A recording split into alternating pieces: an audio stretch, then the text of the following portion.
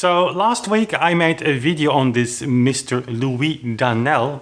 I presented a source in our tempo research journey, that's to say, well, to reconstruct or try to reconstruct the original tempo indications left by Beethoven, Chopin and so many others. And as we all know, tempo influences the performance so much. Changing tempo is changing everything. The attempt to reconstruct the original tempo indications of those composers is really an important step in the framework, or in the framework, yes, of the historical informed performance practice, where we would like to come as close as possible to the original ideas of those composers. So in that framework, I presented this source, Louis Danel, which is a platinum source for tempo research, and we're going to explain in this video or just repeat some of the elements I have mentioned in the previous video, and also address some of your questions, because this video had some impact with you, which makes me happy, because it should. Louis Danel is a source of which you safely can say it ends all tempo discussion. Now, I know some of you were freaking out seeing that title, and of course it's a little bit clickbait, but more than that, I will never use clickbait titles or thumbnails that do not lead to the core essential idea of what I think. And I do think that this Louis Danel source that I have given in that video, and if you haven't seen it, I will link it here in the info card. You should check it out first, because this is a follow-up video obviously on that. I really do think that that source only is enough to end the tempo discussion on the question, of course, if whole beat or double beat, if you want, really existed. Of course, it doesn't end the research, it doesn't answer all questions, but it does end really convincingly the often repeated question that, well, there is no such thing as whole beat or double beat metronome use. It's never documented, it doesn't exist.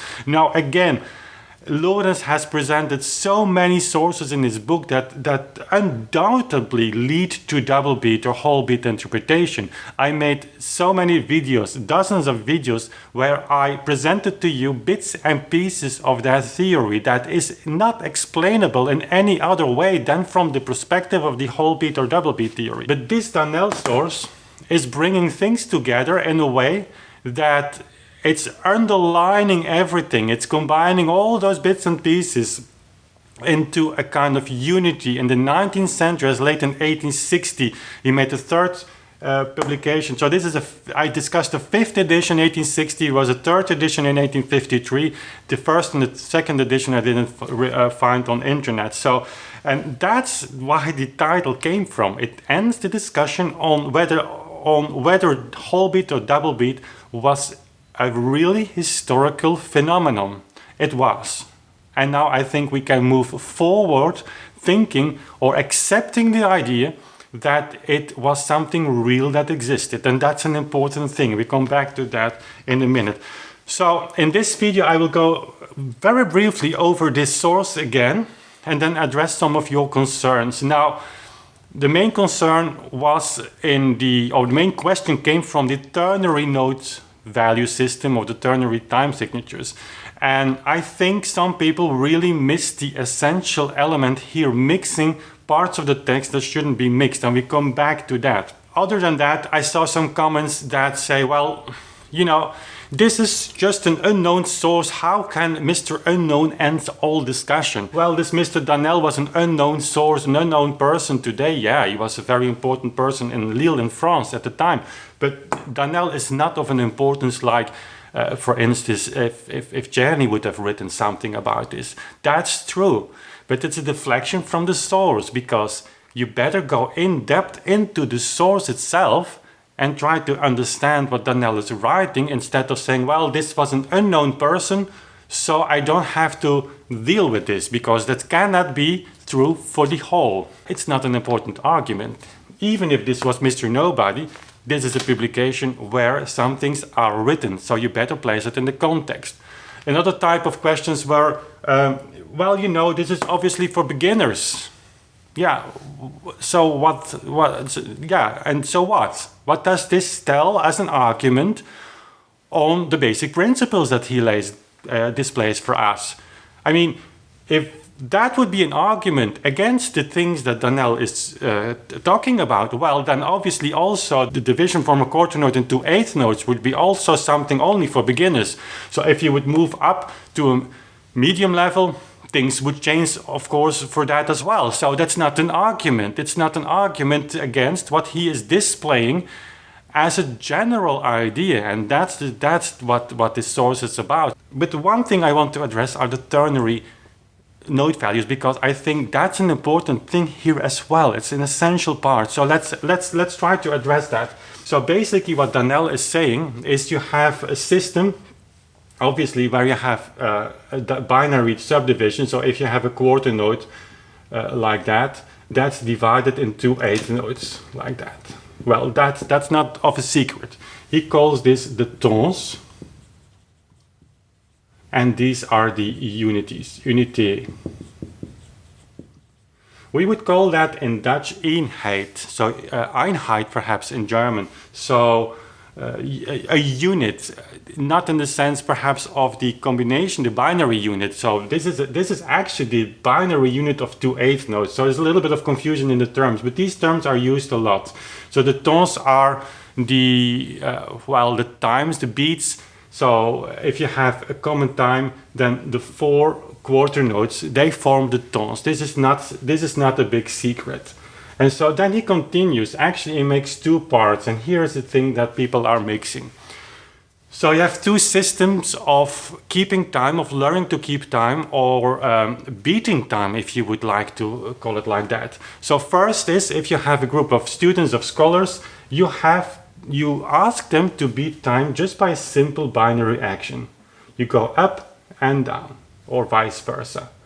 And he says up and down together is a battement.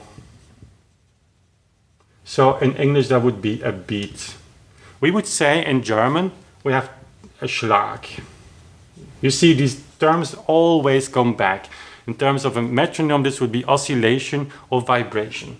So these two together form the tons. So basically that's going up, in case of this quarter note, going up eighth note, going down eighth note again. So together a quarter note. Now some of you said, well, that's normal practice, how we learn music in schools. Yeah, but that's exactly the case. It's such an easy system that has been in place for so many years, even in the mensural notation in the 16th, 17th, and even before century.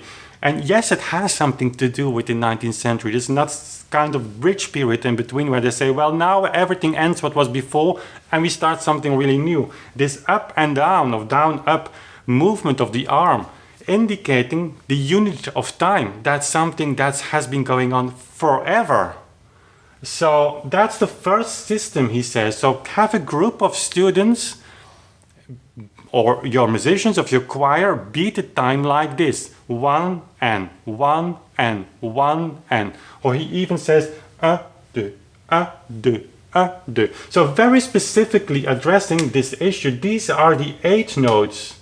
There is no question about. These are the quarter notes. So in the binary tons, so the notes like a quarter note, you have simple up down. If you have a dotted quarter note, he says, of course, that consists out of three units, three unities. You have down 2 and 1 up. We're going to come back on this because that element is producing the confusion. So then he continues and he says, well, if you conduct the time signatures, so here he is actually talking here on the tons, but then he moves to the time signatures. And there he explains the normal system, like you beat time by going down, left, right, up. You know the system, 1, 2, 3, 4.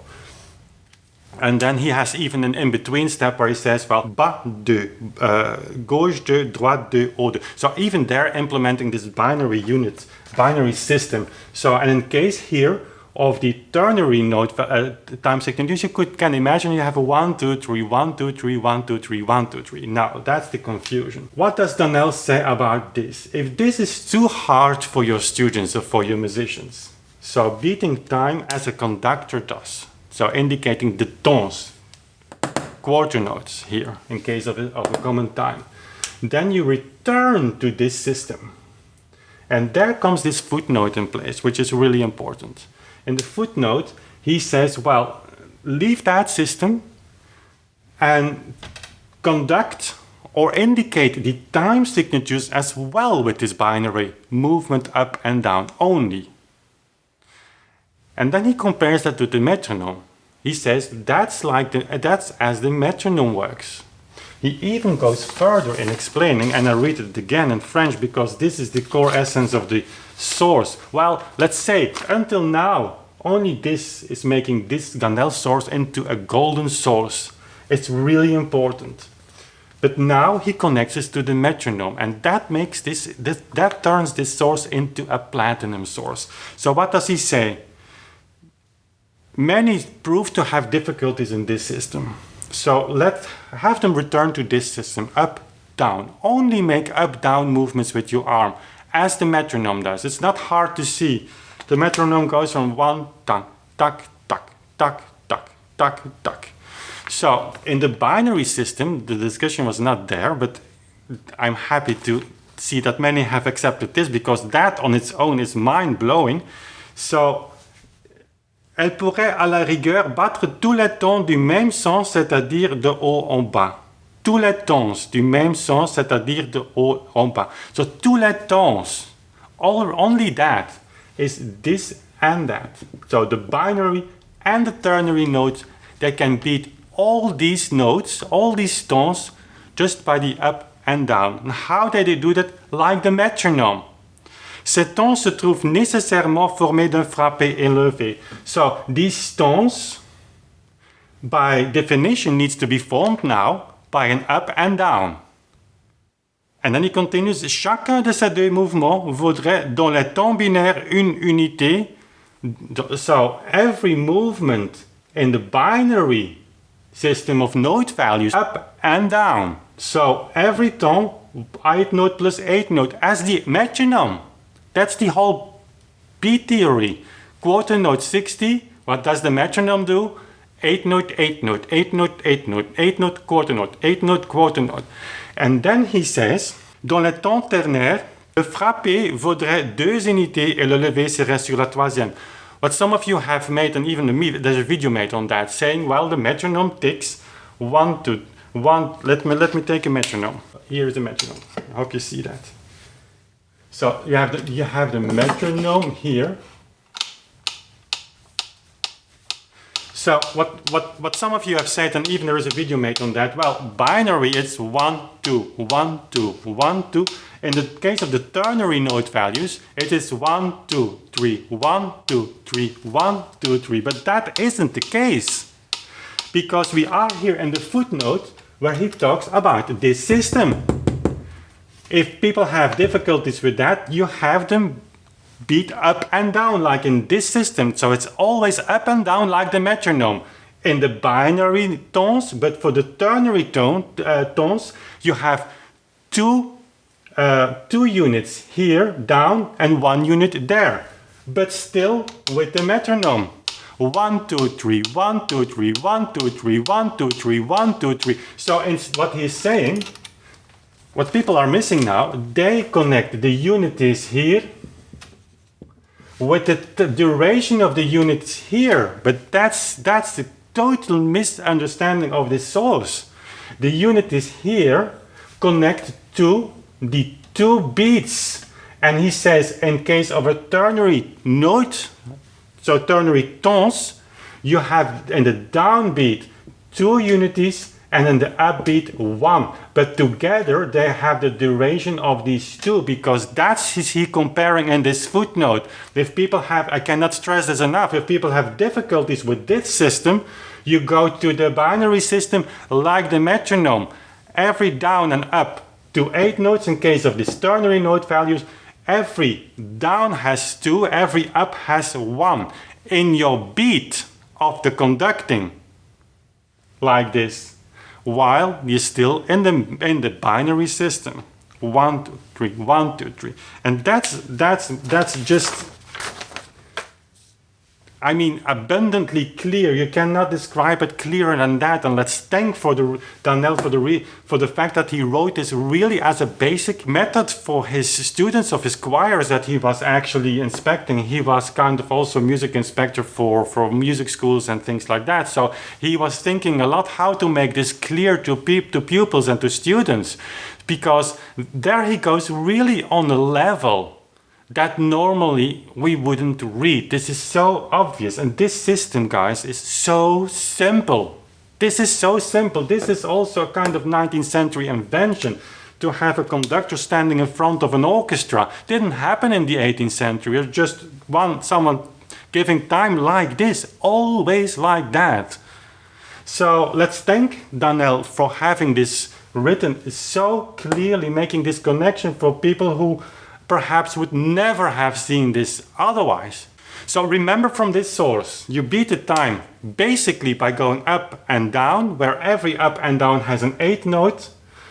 Together form the unity of the quarter note. In case of the ternary note system, note values, you have 1, 2, 3, 1, 2, 3, while the metronome still fixed there. That footnote is really mind-blowingly clear about this. Here you have that conducting time signatures. So you have 1, 2, 3, 4, or 1, 2, 1, 2, 1, 2, 1, 2, or 1, 2, 3, 1, 2, 3, 1, 2, 3, 1. But the duration of these units here is not the same as here, because here you have the binary system. And in that footnote, Donnell doesn't speak anymore about the units used here. And yeah, it's up to you what you make out of this. I think it's really clear. It wouldn't even matter if you wouldn't have Donnell. You have the metronome numbers. They are on top of every theoretical reconstruction. They guide us in what we can do or what we cannot do. So it's up to you to decide what you do with them. You have 2 options. You play them as they are, or you play them in the binary system. So basically applying the whole beat system. And if you can live with the idea that the single beat practice is the system historically, and it's fine for me. I mean, I know that you will run with your face against the wall if you try this out, because there are a lot of metronome marks that in that system simply doesn't make sense. And we will come with some other sources and some other comparisons from the 19th century, which even take this on a higher level of absurdity.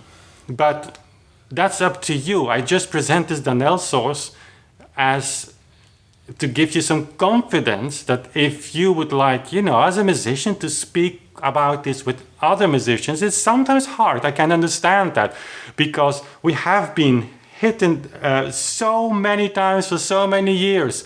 Oh, we have debunked this. This is all, of course, nonsense. For so many years, we know that this is all nonsense, without actually pointing to what the nonsense is and where we can find this piece of text or whatever that really debunks this theory. It doesn't exist.